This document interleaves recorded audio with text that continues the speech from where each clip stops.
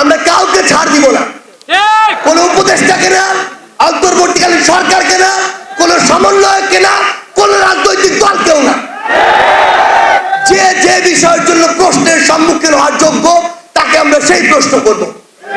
কোন উপদেষ্টাকে যদি দেখি শুধু 9টা 5টা অফিস করে, এই বিপ্লবী স্পিরিটকে ধারণ করে না, একটা বোল্ড স্টেটমেন্ট দেওয়ার মতো তার অ্যাবিলিটি নাই, তাকে আমরা ওই চেয়ারটাও ছেড়ে দিতে বলবো। কিন্তু আমাদের এখন আবার ওই আগের যে জুজুর ভয়, যে এর বিরুদ্ধে যদি কিছু বলি, যদি কোনো কিছু হয়ে যায়। একটা কথা মনে রাখবেন, আজকে কিছু হয়ে 2-4টা প্রাণ যেতে পারে, 15 বছর পরে যদি হয়, 24-এ 2000 প্রাণ গিয়েছে, আজকে যদি এটা 40-এ গিয়ে হয়, সেদিন হয়তো 10,000 প্রাণ যেতে পারে। ওই দিন থেকে আওয়ামী লীগের দোসর কামরুল কোর্টে বলে, তাকে যখন 1 তলা থেকে 4 তলাতে উঠানো হচ্ছে, সে বলে তার সাথে কেন ইত্যাদি করা হচ্ছে। এই কামরুলের মতো ইতররা বাংলাদেশের হাজার হাজার মানুষকে এভাবে সারা জীবন বছরের পর বছর অপদস্থ করেছে, মিথ্যা মামলা হয়রানি করেছে। এই কামরুলরা যখন লিফটে উঠতে যায় তখন লিফট বন্ধ হয়ে যায়, কারণ এই কামরুলরা ওই লিফটের টাকাও চুরি করে খেয়েছে। কিন্তু এখন এই বাংলাদেশে আমরা যদি তাই হতে দেই, তাহলে এর ফল হয়তো আমরা আজকে পাবো না, কিন্তু 2, 4, 5, 10 বছর পরে আবার আমাদেরকে পেতে হবে। মানুষ বছরের পর বছর ধরে ফ্যাসিস্ট খুনি হাসিনা, তার রেজিম, তার দোসর, তার বিভিন্ন দল, এগুলোর মাধ্যমে নানাভাবে অত্যাচারিত হয়েছে, নিপীড়িত হয়েছে, জেল কেটেছে, হয়রানি হয়েছে, মিথ্যা মামলা খেয়েছে, গুম হয়েছে, খুন হয়েছে।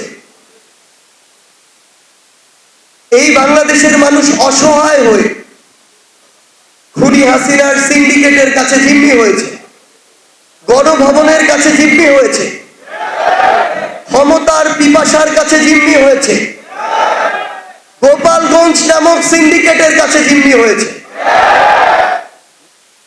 এত কিছুর পরে যখন মানুষের দেয়ালে পিঠ থেকে গিয়েছে, তখন মানুষ মুক্তির আশায় জীবন দিতে পর্যন্ত কার্পণ্য করে। তাদের চেহারা দেখে মনে হচ্ছিল তারা হয়তো কোনো মাদ্রাসার ছাত্র, কিন্তু তাদের পরনে টি শার্ট আর ট্রাউজার। যখন তাদেরকে জিজ্ঞাসা করলাম আপনারা কোথায় পড়াশোনা করেন, উত্তরে আসলো তারা মাদ্রাসায় পড়াশোনা করে।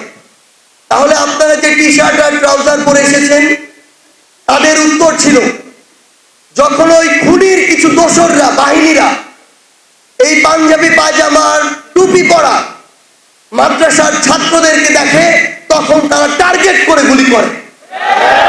আমরা জীবন দিতেই এসেছি, কিন্তু কারো যেন টার্গেট হয়ে জীবন না দিতে হয়, আমরা যেন শাহাদাতের মৃত্যু নিয়ে এই পৃথিবী থেকে যেতে পারি, সেজন্য আমরা এখন টি শার্ট আর ট্রাউজার পরে এসেছি, যেন কোনো একটা গ্রুপ ধরে এই গণহত্যা না চালানো হয়, যাদের মাধ্যমে যেই খুনিরা সক্রিয়ভাবে থেকে কিংবা পিছন থেকে হুকুম দিয়ে এত বড় একটি গণহত্যা চালিয়েছে, তাদের বিচার করা। কিন্তু আজকে এই বিচারিক প্রক্রিয়াটি সরাসরি কিংবা প্রত্যক্ষ পরোক্ষভাবে বাধাগ্রস্ত হচ্ছে। একটি বিচারিক প্রক্রিয়া আমাদের ওই যে আইন ও বিচার বিভাগীয় যে মন্ত্রণালয়, ওই যে কোর্ট, সেখানে যাওয়ার পূর্বে কিন্তু সেখানে গেল সবচেয়ে গুরুত্বপূর্ণ একটি কাজ এখানে করে থাকে স্বরাষ্ট্র মন্ত্রণালয়, গুরুত্বপূর্ণ একটি কাজ করে থাকে বাংলাদেশ পুলিশ, গুরুত্বপূর্ণ একটি কাজ করে থাকে গোয়েন্দা সংস্থারা। এই জায়গাগুলোতে আমরা কি দেখছি? আমরা আজকে দেখছি বাংলাদেশ পুলিশ এমন একটি প্রতিষ্ঠান, এই প্রতিষ্ঠানটি যদি তাদের ওই পোশাকের যে শপথ, সেই শপথকে সামনে রেখে চলে, তাহলে আমরা মনে করি দেশের মাঠ পর্যায়ের অর্ধেক সমস্যা অটোমেটিক সমাধান হয়ে যায়।